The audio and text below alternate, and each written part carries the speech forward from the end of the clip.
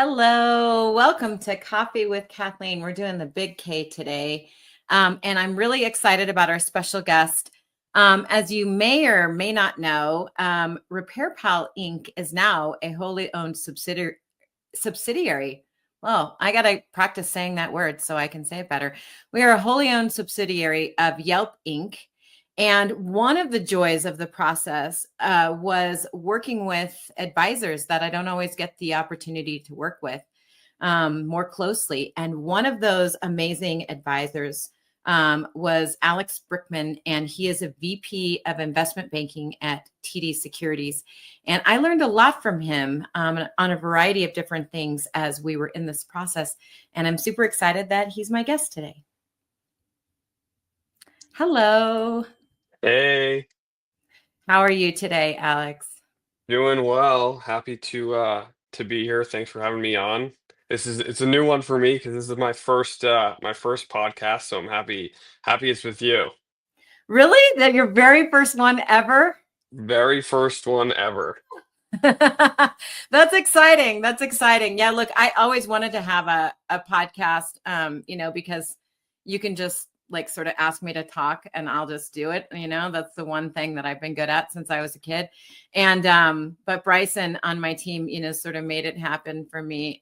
So it's exciting for me. And then I get the opportunity to chat with people like you in a more formal setting, although, we had some of this conversation obviously over dinner, but look, you're in contact with a lot of different people at a lot of different companies. And so I'm interested in hearing more about your view on leadership. Like, as you're looking across all these different companies that you work with and people that you work with, what do you see that's working in terms of leadership? What's not working? Yeah, no, it's a good question. So obviously leadership comes in a variety of shapes and sizes. I think honestly, there's probably not necessarily a one size fits all response to that.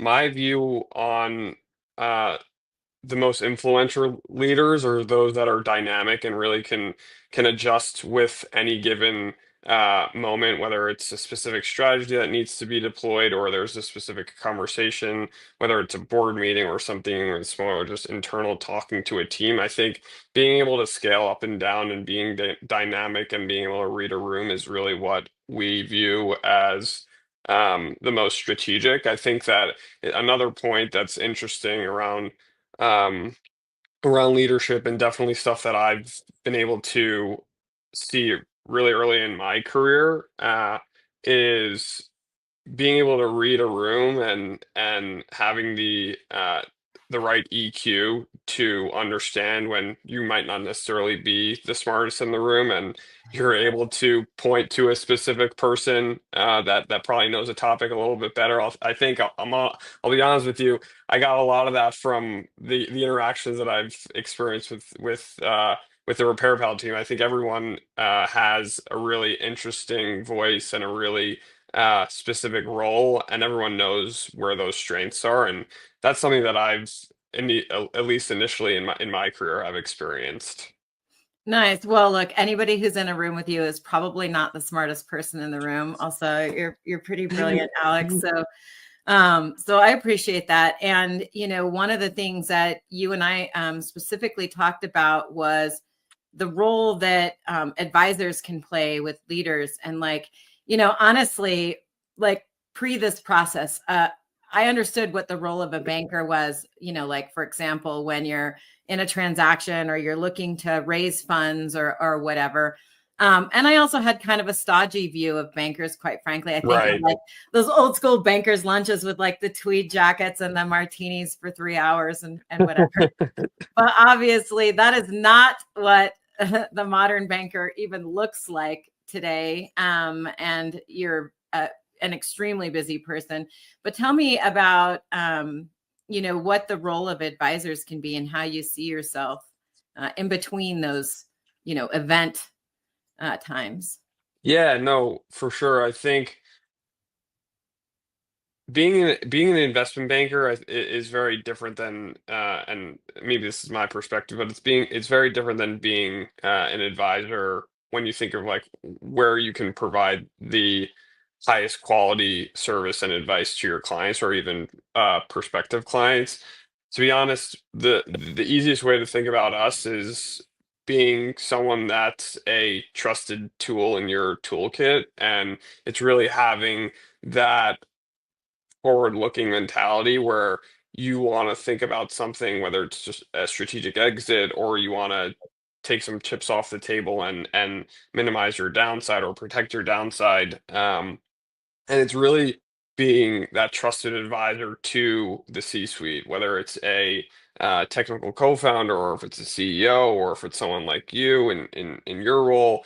Um, that's really where you get the best relationships and you get the most thoughtful conversations. It's really being able to bridge the gap between telling someone general advice and actually telling them something about a topic that might be uncomfortable, but you can actually believe they're telling you the truth and what's in your best interest. And I think that's the biggest thing that we as investment bankers and just generally advisory work are trying to solve. It's trying to bridge the gap on trust and making sure that folks like yourselves in very busy schedules and trying to run corporate companies can then look to someone externally as someone that's going to actually deliver really thoughtful advice, if that makes sense.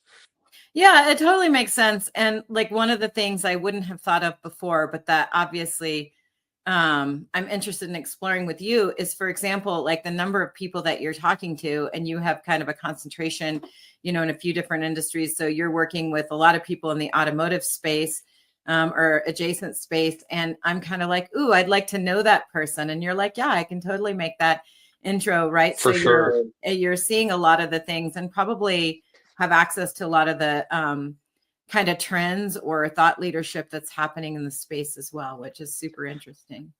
Yeah, no, 100%. I mean, if we're doing our job well, we're really connected to a few different tangentially related industries from our perspective, and it's not necessarily the same at every investment bank, but our business model has been developed on the thesis that going really deep and going in a very industry specific view on the world is going to create a lot of value downstream, especially as you think about providing really thoughtful advice to clients. And by doing that, you really need to know an industry or a few industries really, really well. And part of that is understanding the marketplace, right? There's going to be buyers that you need to know well. There's going to be the potential clients or sellers that you need to know well, and then you got to find out where those capital sources are. So it's really putting yourself at the middle of the entire ecosystem. And if there's clients like yourselves that want to potentially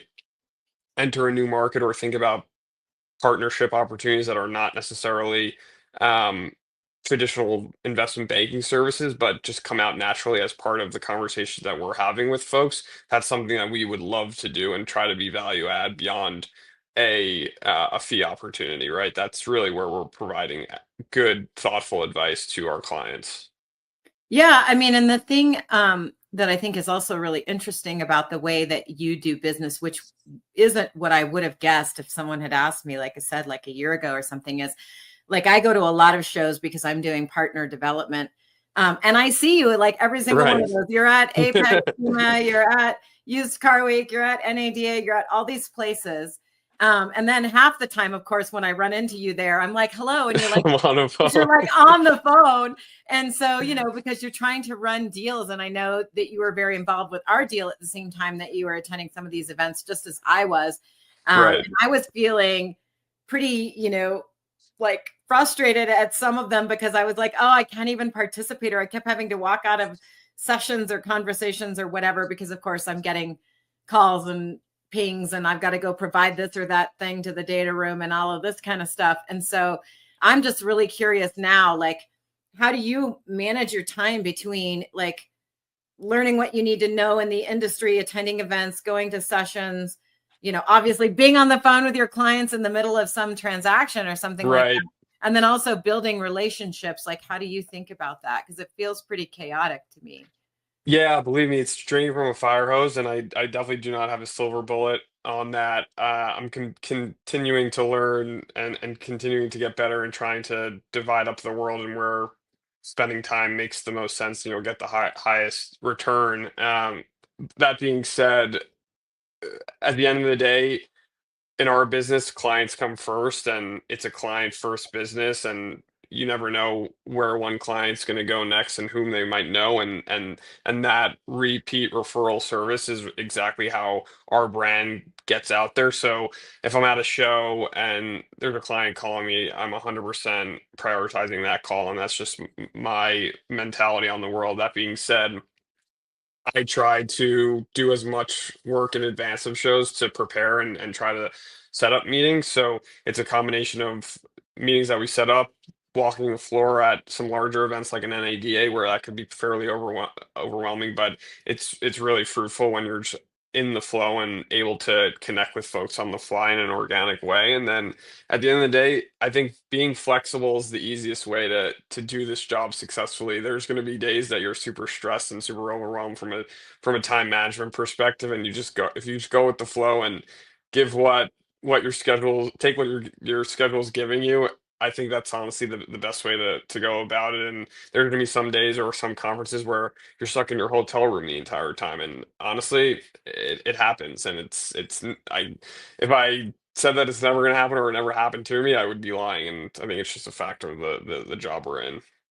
Yeah, for sure. So how do you think your time ultimately settles out? Like if you looked at, your last 60 or 90 days of work, like how much time do you spend developing like those new relationships versus working on your existing clients and, whatever deals or transactions you might be working on versus kind of learning more about industry and potentials and players and all of that? Yeah, for sure.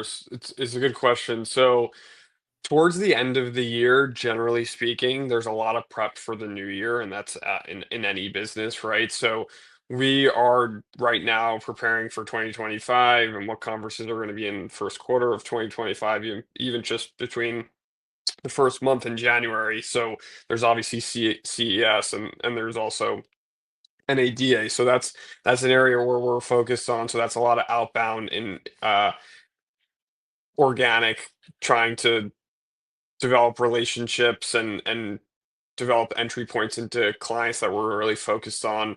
And that's also where we're going to be focused on for the remainder of 2025 and trying to determine what our pipeline is. So there's a lot of business development work going on right now.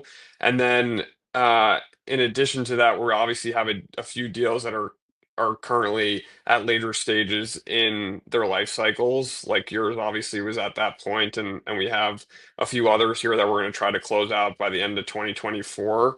So I'd say probably 25% of my time right now is business development type work for 25% of my time, or even 50% of my time is what I would call execution of live deals, and execution of upcoming pitches. So that's also getting educated on new industries. And then the rest of the 25%, I would call that more like internal housekeeping and team building type stuff, because that's definitely super important. We're growing.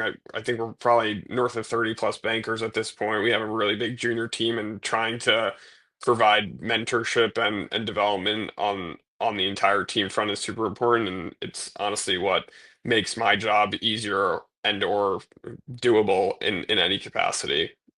Yeah, that makes sense. Like leveraging the team and making sure that you've got a team to support you, which, as we walk into like obviously integrating now into the new Right. environment, that's super important to me is figuring out like what's going to be required for me that's different because it's not going to be just the same old, like picking up everything that we were doing before and operating the same way. There's sort of a layer of, like integration or integrating across that's required, which is more time.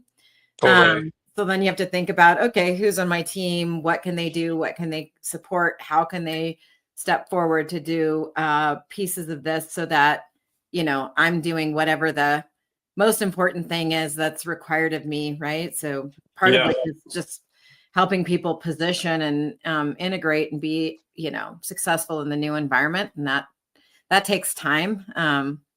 100%. Integration is the part where we stop doing a lot of our work, right? I think that's the part that um is interesting from even from a consulting capacity. Just going back to the comment around advisors, advisors don't only get involved before a deal, during a deal, but even after a deal, right? Like obviously, there's a ton of consult management consultants out there that their main focus is post-merger integration, and that happens at much larger scales.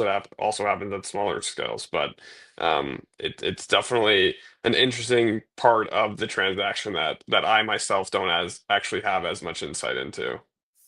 Yeah, I mean, and honestly, I think getting involved with advisors earlier would have been good. Like now that I've been through the process and like, look, there's parts of the business that I don't have as much day-to-day interaction with that I, was like exposed to in part, even things that I am running that I'm like, oh, I wish I'd done this differently. Like had I known I was going to be required to, give these details at this level, organized in this way, I would have just organized myself this way all along, or I would have Right. prepped myself for that so much earlier and things like that. So I think that's also the value of an advisor because most smaller businesses are going to have an exit of some kind, right? Like they're not going to continue to 100%. operate like this forever. So either they're going to be, acquired or they're going to merge or, there's a bunch of different ways you can kind of exit, be part of a SPAC, something along these lines, or, eventually someday you're going to go public, which good luck with that level of rigor, but like any which way, time that you spend working with advisors, getting organized, making sure like you have ducks in a row, things that might feel like busy work, as you're busy growing a business or whatever. Actually, all of that stuff is so worth it. Super helpful. Yeah, I mean, we tell our clients all the time, preparation is critical, and it could be anything from just organizing a data room and making sure you know exactly where all your information is, or trying to restructure or implement a an external software or CRM like a Salesforce, right? I think data quality in every M&A deal, especially for software companies. Which is an area where we spend a lot of time is super important. It's sales, KPI information, retention data, um, and just being able to articulate the story within the data that is actually coming from the business is critical. And I'd say that there there's never going to be a company that has everything perfect, but being able to understand where your weaknesses are is half the challenge. And I think that if you have the ability and you have the time and you're willing to make the investment early to understand where you need to focus, that's a lot more advanced than a lot of founders or companies that are going to look to exit in some form or fashion. Yeah, and I really, not that I didn't before, but I really came to appreciate the quality of some of our external advisors, even on other fronts. Like, we have a fractional CISO firm that we work with on our cybersecurity stuff. Right. We have external accountants that, do certain things and provide like checks and balances we wouldn't be able to achieve as a small company on our own. These kinds of things. And that proved to be like extremely critical in this and actually even in other due diligence processes that we go through to acquire large partners and things like that. Like we are pretty often using the advice or output of those advisors. And that's just been, that's been transformative for me too as a leader. I used to take this approach of like trying to learn everything. And maybe I would talk to somebody in the beginning and then they would like teach it to me. And then I would go, okay, like I'm Now I done can with go. that now. Versus like the ongoing dialogue, which, at this phase in my leadership, I absolutely value. In other words, this is a long way of saying like, I'm not letting you go anywhere, Alex. Yeah, no, I mean, look, any person and that's leader, but really any employee that's part of a team and it's operating at a real high level needs to understand that they can't do everything and do everything at a high level, and they need to surround themselves with folks that they can get leverage from. And it's the same thing with developing a team internally at an investment bank or anywhere else. I think you want to try to free up your time to do the most important items that require your attention. And I think that's really where you start to understand where you can start turn to folks like an external advisor, whether it's an investment banker or an accounting firm or a consultant, um, and or someone on your team internally who can do this and can develop and can go take the reins on a specific item and free you up to go do something else. And I think everyone's trying to figure out how they do um, as much as possible and as little as possible at the same time. But it's a continuous game of trying to just do everything to the best of your ability. And I think that that requires a team around you. Yeah, absolutely. So, um, speaking of like challenges and all of that, like one thing I wanted to talk to you about before we close out on this conversation is the personal challenge that you took. So, for everyone listening, Alex did something that's on my sort of, I hate the term bucket list, right? Like, because I redecide sort of what's on that list every couple of years, anyways, just Yep. like new things I'm thinking about or want to do. But one of the things that I have stated that I want to do is to climb Mount Kilimanjaro, which is the highest peak that like a casual hiker can kind of climb and in the world. And so, of course, like it feels like a one of those challenges that once you've done Achievable it, challenge. you get these kind of both internal and external bragging rights and all of that. But Alex has actually done that challenge. So I'm interested in like what were sort of your biggest personal insights from having done that. Yeah.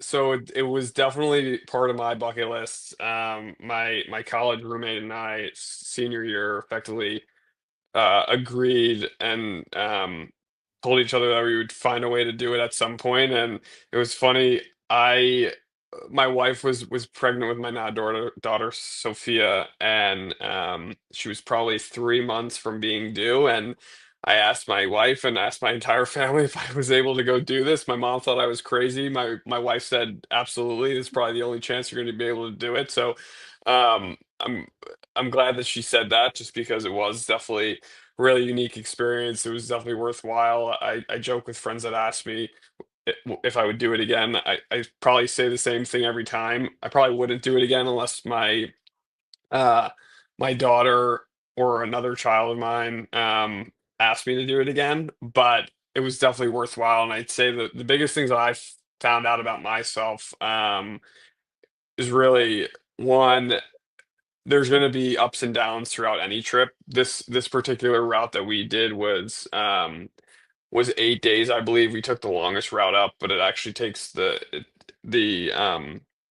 ascent is the steepest at the last portion of it. It's the most challenging, and there were points of the call it trek that I was definitely not feeling well. But realistically, you just put one step in front of the other, and when there's days that you don't want to do something, you just continue to persevere and do it. And at the end of the day, there's really no way you can get down off the mountain unless you start walking down. So Yeah. that's a physical requirement too, or you can get helivaced off, but I wasn't about to do that and leave my buddies. So I think that's the biggest thing that I realized. And then also just like um the physical element to it. You got to really listen to your body and really trying to understand and be in tune with your body as best as possible, I think is an interesting one for me. I feel like I've always had pretty good self-awareness when it comes to my body, and I do a good job listening. But there were points when we were at the last probably quarter of it,